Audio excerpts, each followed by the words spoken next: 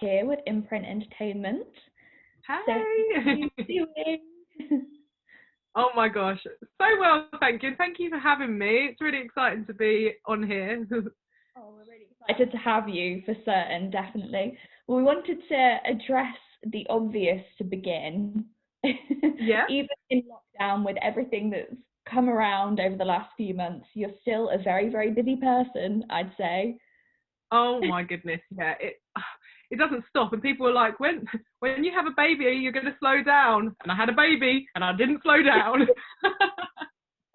Yeah, it's been a lot, but it's been a whirlwind, and even though through difficult times, like it's been a challenge, I've been so grateful. And yeah, it's been fun.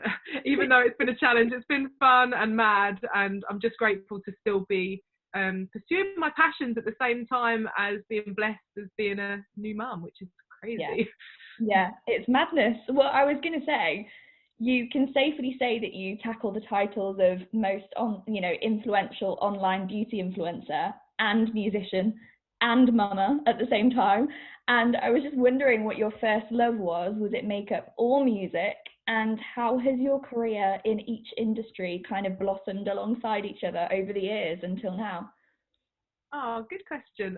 Well, my first love was music. I was singing from such a young age. I mean, I started writing poems when I was really young, like 6, 7, and then started to sing my poems when I was about 10, 11. And yeah, I didn't even realise I was writing songs. I just thought I was singing melodies to these crazy poems that I was writing. I was quite a deep child and loved music, was raised in a house of my single mother who was like obsessed with soul music, and she was a salsa dancer and also loved, she loved music from all sorts of eras like garage, pop, dance, soul, and I had a very eclectic CD collection from the Baha Men to like, oh my goodness, I think it was Spice Girls and all sorts. So that was the household I was raised in. And then my mum just saw how much I loved music. I went to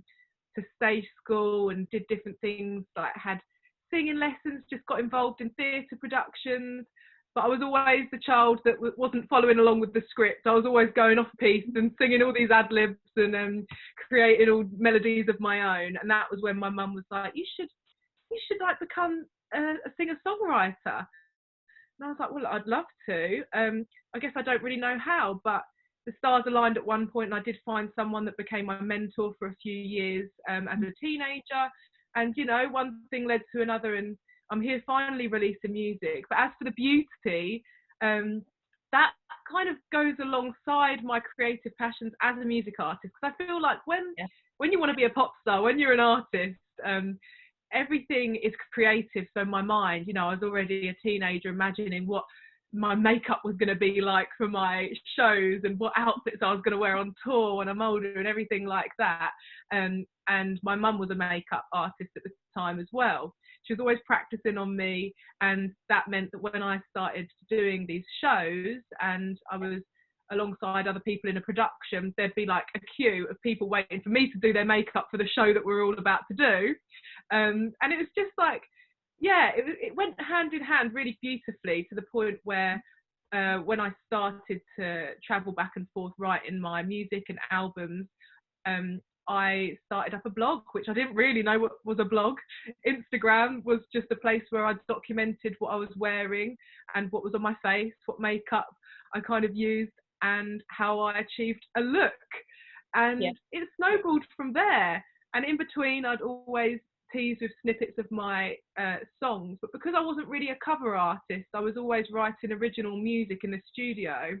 You can't really share as much of your original material online because, well, of the music industry, the nature of it. So people, when I finally released something, people were quite shocked. Or when I did a cover every now and then, I guess people had started to know me for the makeup, even though music was actually my first love behind the scenes and what I was grinding for the hardest.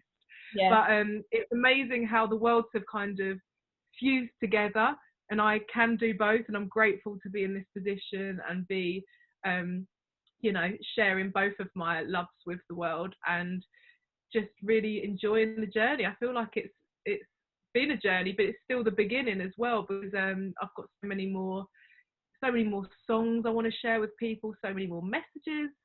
But yeah, that's kind of the story of how it came to be. I think that's really nice that they've kind of evolved together. Like, it's quite natural that that's happened. Yeah. Because one thing that must be hard online is that because you are a personal brand, aren't you? You're kind of pigeonholed in a sense.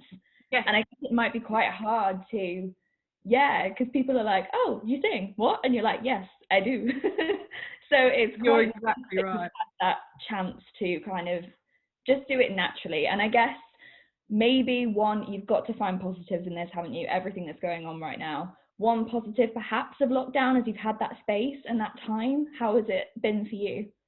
Yeah, I think it was really great last year, especially during the first lockdown, because naturally people follow me online and I've become a role model, which sometimes feels like a lot of pressure, but you've just got to be yourself. And if, you know, people resonate with that, then amazing. I'm grateful that a lot of people do, but I felt a responsibility to almost motivate everyone, which in turn motivated me, you know, be it keeping fit or keeping up with everything we do creatively online. Lots of people that are makeup artists or singers follow me, and keeping our passions alive even at a time when we're so confined was nice. You know, the whole together at home thing. It's obviously become more and more challenging as time has gone on. There's hopefully a light at the end of the tunnel now, but yeah, for me it was nice to have that time. I'm not going to lie. I mean, I wouldn't want this for the world by any means, but you have to make what you can of it. And especially during that time, I have to admit, because I was pregnant for the whole of lockdown, which took me by surprise as well, it was such a blessing. And a lot of people have said that they've really enjoyed watching that journey. And for me, it was really nice being able to be at home during that time as well, because I could really obviously focus on the important things but have a good balance, because normally I'm flying to a different country every couple of weeks, going on amazing trips and performing in different places, working with brands. And to have that time where I was forced to be at home during a really important time where I should be taking time for myself meant that I could balance out working on my music and the project, and, you know, inspiring people from home and coming up with new ideas, and just being able to work on myself. And it kind of makes you appreciate how much you want to do when you're out of lockdown as well. I feel like we've all learned a lot, haven't we, about what we want. Yeah. It's definitely been a learning curve. And I was going to say, you've got to give yourself some credit amongst everything that you've been doing throughout this difficult period, as it is anyway for everyone right now. Your new single has a really powerful message, and I think it's something that people have been wanting to say for a long time, and people do need to say, you know, speak more of. So I just wanted you to kind of tell us a bit more about it and where the inspiration came from and everything. Yeah, absolutely. Yeah, you're right. So Boys Do Cry, it's such an important message. I mean, it's called Boys Do Cry, but it's about kind of anyone being allowed to cry, saying I cry, any gender cries. You know, we need to break down our barriers and express our emotions, especially after the year we had. I was like compelled to share this message as soon as possible, and 2021 felt like the right time, because the message of you have to feel to be able to heal is just so important to me. And, you know, being in a relationship, I've been in a relationship with my partner now, the same partner for 11 years, which is crazy. And we've gone through a lot together, and I've been very passionate about letting him know that, you know, you have to, because it's just so obvious to me that he bottles things up, and I wouldn't say I'm a crier, but I let it all out. You know, I let people know what I'm thinking, that's for sure, especially him, especially in lockdown, and he's the only one here. But it really